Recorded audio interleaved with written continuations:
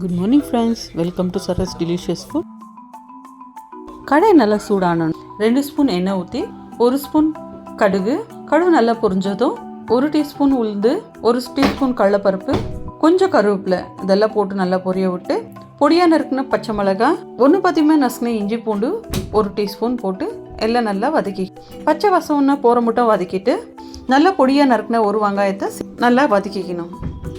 வெங்காயம் கண்ணாடி பதத்துக்கு வர மட்டும் நல்லா வதக்கணும். பொடியாக நறுக்கின கேரட் 1 கப், பொடியாக நறுக்கின பீன்ஸ் 1 கப், ரெண்டுத்தையும் போட்டு நல்லா வதக்கிட்டு காய் நல்லா சாஃப்டாக வர மட்டும் நல்லா மிக்ஸ் பண்ணி சாஃப்டாக வெந்த பிறகு தேவையான உப்பு சேர்த்து வெஜிடபிள்ஸ் எல்லாம் சேர்த்து இந்த மாதிரி ஹெல்த்தியாக நம்ம குட்டீஸ்க்கு சேர்ந்து கொடுத்தோம்னா மிச்சமே வைக்காத சாப்பிட்ருவாங்க. அதனால ஸ்கூல்லேருந்து வர டைமில் இந்த மாதிரி ஹெல்த்தியான ரெசிபியை அவங்களுக்கு சேர்ந்து கொடுக்கலாம். இப்போ நல்லா காயெல்லாம் வதங்கின பிறகு 1 கப் சேமியா, இந்த மாதிரி சேமியாவை போட்டு லோ ஃப்ளேமில் தீய வச்சுட்டு நல்லா மிக்ஸ் பண்ணி அடி பிடிக்காத பார்த்துக்கணும். நல்லா கிளறி விட்டுட்டே இருக்கணும்.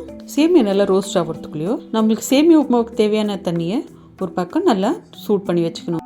தண்ணி எப்பவுமே நம்ம இந்த மாதிரி செய்யக்குள்ளே சூட் பண்ணி வச்சுக்கின்னு சுடு தண்ணி ஊற்றி சேர்ந்தோம்னா செய்கிற டிஷ்ஷோட டேஸ்ட் வந்து ரொம்ப நல்லா இருக்கும். அதனால எப்பவுமே சுடு தண்ணியை யூஸ் பண்ணுறது ரொம்ப நல்லது. இப்போ சேமியா நல்லா கிறிஸ்பியான பதத்துக்கு வந்துட்டு இருக்கு. பொடியான இருக்குன்னா ஒரு தக்காளியை சேர்த்துக்கணும். அதையும் ஒரு வாட்டி நல்லா வதக்கிக்கணும். தக்காளி சாஃப்ட் ஆகக்கூடாது, ஒன்றும் பாதியமாக இருந்தால் போதும். இப்போ நல்லா கிளறி விட்டுட்டு 1 நிமிஷம் அப்படியே விட்டுடணும். 1/4 ஸ்பூன் மஞ்சள் தூள் வேணும்னா சேர்த்துக்கலாம், இல்லைன்னா விட்டுடலாம்.